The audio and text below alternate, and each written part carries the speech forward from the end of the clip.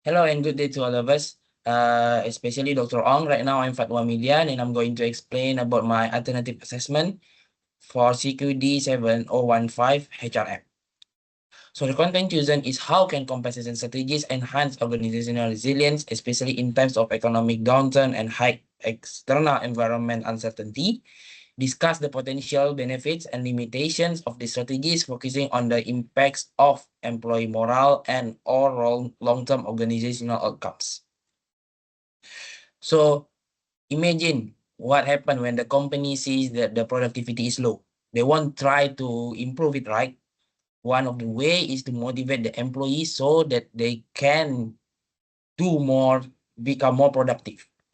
And how to do that? One of the way is to use the compensation strategies. So compensation strategies is the way or of the management create the payment or the compensation to improve the employee productivity. It can also to improve employee morale, company resilience, and the effectiveness of HR as well.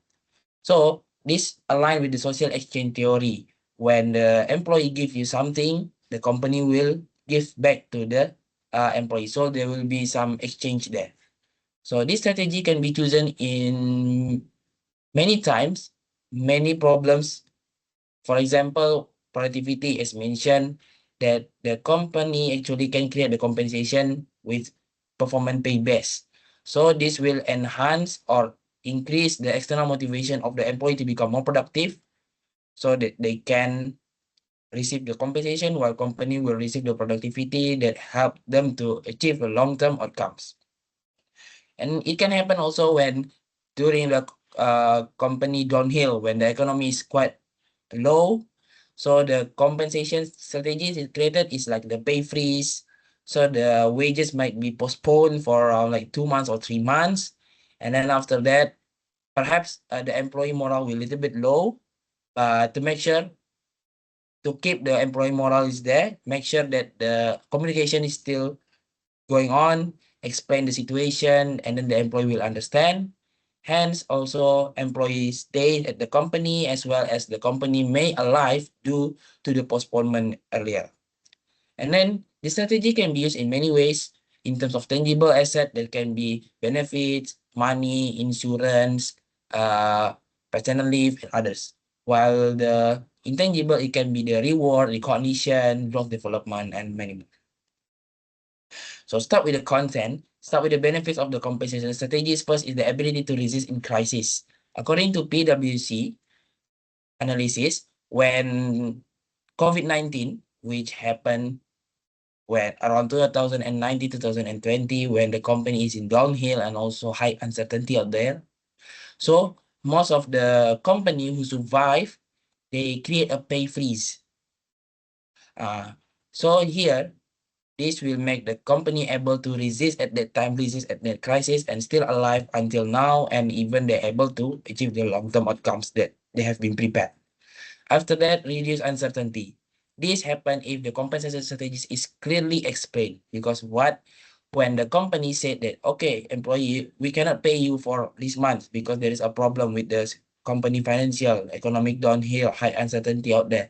But if the company clearly explain the strategies like, okay, we cannot pay you, but we pay you in the next 2 months, in the next 3 months, so the employee still feel relieved, still feel safe about working at the company. So it will reduce the uncertainty. Then, if the uncertainty is reduced, the employee morale will increase because they know they safe to work here. They will be paid, although they will not be paid now, but they will be paid in the next months, 2 months, 3 months. So they feel relief with that. So they're able to focus to work on that. And also this will increase the employee retention because they stay there, they stay loyal at the company. Next is the limitation. If it's not communicated properly or the strategies is not prepared well, it's hard to find the right balance. For example, when you do the compensation strategies to improve the productivity, and then you apply one strategy to all of the department, it's impossible because what? Because other departments might have different KPI, might have different productivity, might have different goals. So you cannot do the same to all of the departments. If the balance is not found, the employee feel unfairness, which lead to the perceived equity. This align with the equity theory because equity theory is when the employee gives something and then gives something to the company, company gives back to the employee, but the employee feel it is not equal, it's considered unfair. If unfair happen at the employee, it will lead to the employee turnover, which means the worst scenario, they will leave the company. And it will costly to the company as well.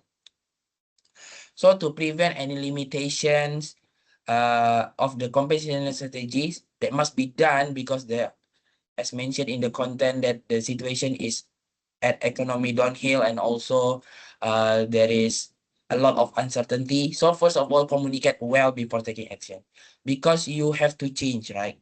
You cannot simply use the old one because the company will not survive with that one. So you need to change. If if the change is happen without any information, all of the people around there will not accept, will not support. So communicate first because a lot of people will shock with the change, perhaps denial with the change. So you have to communicate well before taking action. After that, create a more holistic approaches to performance measurement to prevent any unfairness and also prepare the program well to prevent any employee turnover and stuff like that. So this will lead into the one example of Novartis. Novartis is a big company in America, especially about the pharmaceutical. They create a measurement, they create compensation strategies based on the results. So what they sales did is to bribe the doctor to use Novartis. This is unethical, right? And then they change the program to make sure that the compensation is not based on the result, but how to get the results. So yeah, so that's all from me. Thank you.